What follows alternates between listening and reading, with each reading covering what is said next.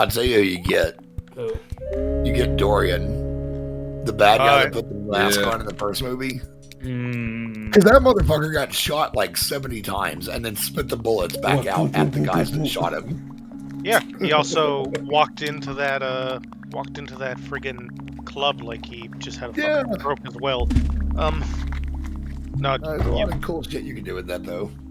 No, you look at his arms in the scene. It's just he's flopping his arms around. I'm like, dude, what's wrong with you?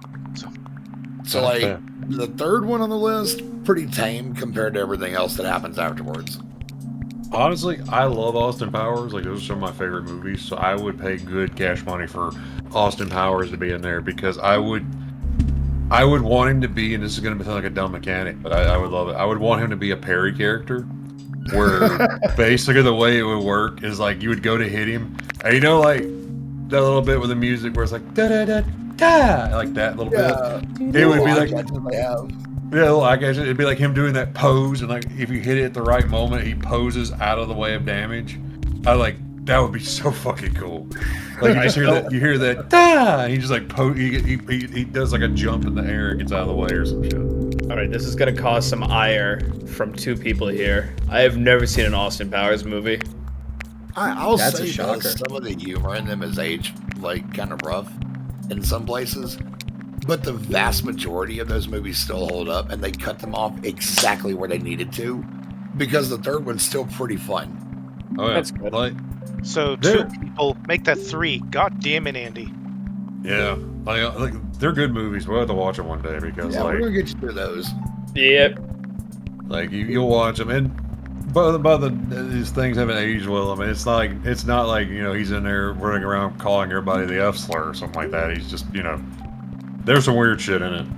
Like Airplane humor hasn't aged the best. Spaceballs' humor hasn't aged the best. It's just comedy changes, That's it.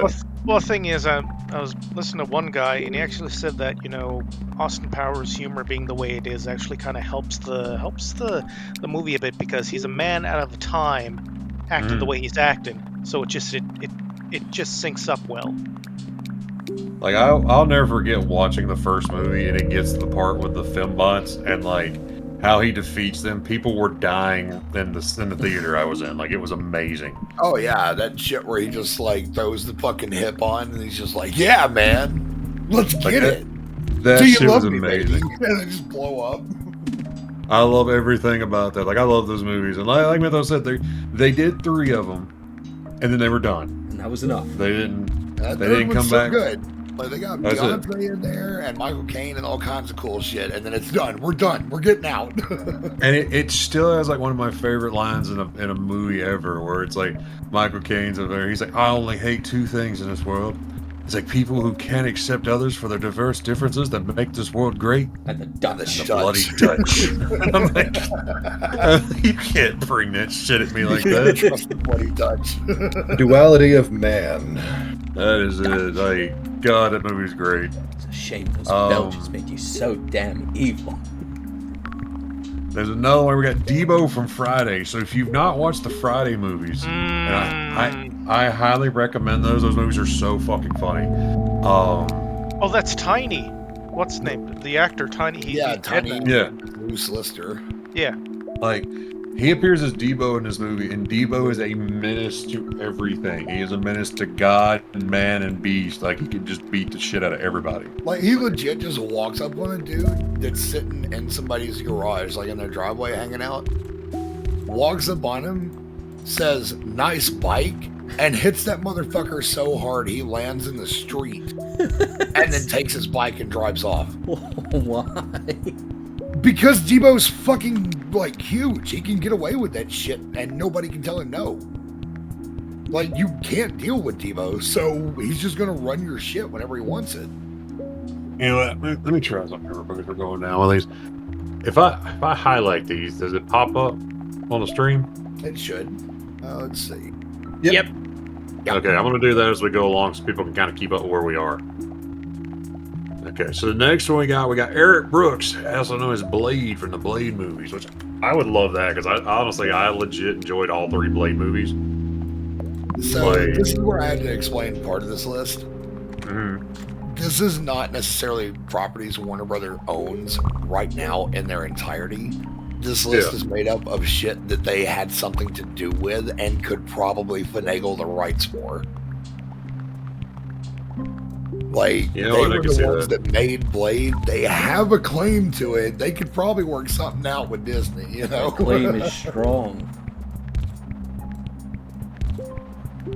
Like, we can make something going on here.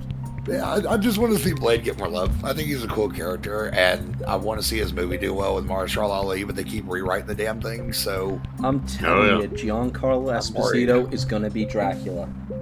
It'd be great. I'm betting on it. So the next one I'm not... Go ahead, I'm sorry. I was going to say, I want to see... who's the guy that got to play Moon Knight? Oscar Wilde. Oscar Isaac. Not Oscar Wilde. Oh, why the fuck is so wild? Yeah. Oscar Isaac. I want to see Oscar Isaac running down the stairs at Giancarlo Esposito, screaming, "You big goddamn nerd! Where's my fucking money?" I'd love to see another movie where he's a horribly depressed folk singer. But yeah, then we got the TMNT. Because they made those movies in the 90s, so they have a claim to that one. I mean all that, but only if Corey Feldman comes back to voice Donatello again. Hey, you know what? We can probably rig it. We can probably honestly find the money for that one. Like, you know, as much as I love Ninja Turtles, I want that one.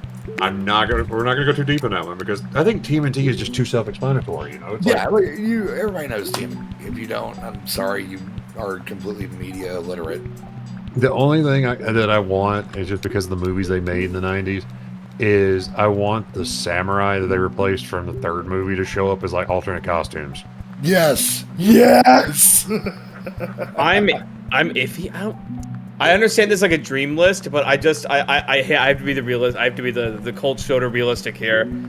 I don't see a future where they are in both Nickelodeon All-Stars and Multiverses, unfortunately. And sweetheart, if you think that's problematic as far as actually being realistic, your fucking head's gonna explode halfway down this list, dude. You know what? The thing is, like, I have no... See, this is just, like, how it is. Like, I would love to see all these crazy, wacky characters in the game, but they, like, I'm just faced with, like, oh, wait, they're already in the other platform fighter done by Nickelodeon. Oh, no. Well, we make them look like they were also in a fighter done by Warner Brothers. They were in... Mortal Kombat.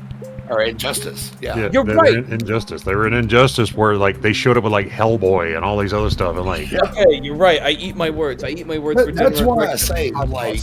A lot of this shit, while it is crazy and shitposty, is theoretically possible. They've done weirder stuff than this before. Oh, yeah. So, next is Death from Final Destination. I don't know how the fuck you do that. I don't know. I don't either. I don't know how you do that. Because I'm not gonna lie, I hate the Final Destination movies. They're so fucking boring.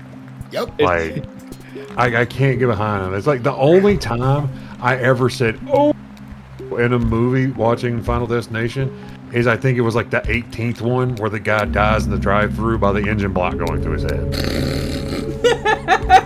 I don't know. That log truck scene left an impact on a lot of people I know from back in the day.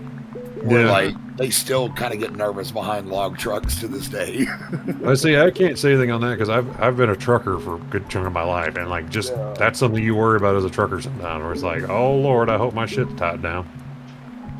Now, this one right here, this is one I want so bad because Neil Patrick Harris in the Harold and Kumar movies is a goddamn menace. I agree. I'm with you 100% on that one. But I would also like to, I would add on to this, I don't know who owns it. In fact, I'm going to check real quick.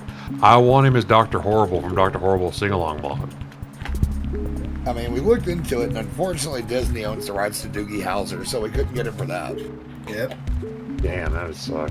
Yeah. So, let's look at Josh Whedon. So this, Mutant Enemy Productions, which is production company 96, Josh Whedon produced. So something. You're probably connected to ABC somehow. It just says it's privately held, so I don't know. Maybe they could get it in there, but that would be pretty dope because all I can think now is like them sitting there and like Neil Patrick Harris drives up in the car doing coke off the girl's butt and shit, and then I think it was like a year later he comes out and he's like, "Nah, I'm gay." They were just like, it's like what? Exactly. Like, this man got a here and smashed so much ass that he decided he was done with women. He moved on to men. Just got bored of it. Just got bored. He's like, I need a new challenge. Now this one, I like this one. I like Rocky Balboa. I figured he would probably play a lot like Little Mac. Yeah, exactly. That's kind of why I put him in there. We need a Little Mac. The one thing I want to add though, if he gets in there at some point, I would want Ivan Drago, because like Ivan Drago was terrifying to me as a child. Like that was a scary ass man. He dies. Also, I'll be real. If we put Rocky in there, I will have it as a caveat. You absolutely, without question, have to include alternate skins for a lot of the other boxers, like even Drago or Apollo Creed or any of them. Yeah. Though that's just mandatory. Sorry. First alternate skin is going to be Tommy Gunn. Yeah. Yes. God, the guy who got AIDS and then lied about having AIDS. Yeah. I mean, if you get Rocky, you're definitely going to have Apollo Creed in there as well. Clubber Lang and Yeah, just throw them all in there. Fuck it. You know, they'll pay for them skins. And Adonis Creed as well. Somebody's gonna have it in there. Let's see what we got next. We got Jackie Chan from Rush Hour, which I want any Jackie Chan movie, like, because a lot of those were New Line Cinema, weren't they? Yeah, Like- they got the rights to those. Everything on here I've double checked.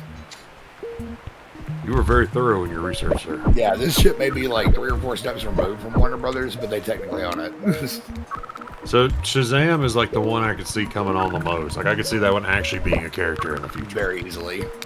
So They already had Black Adam. I was gonna say they already had Black Adam Yeah. and like Superman and Wonder Woman and Batman. Okay, so this is where it starts getting a little shitposty and crazy. This is what's going to get weird, but I guarantee you we have theories.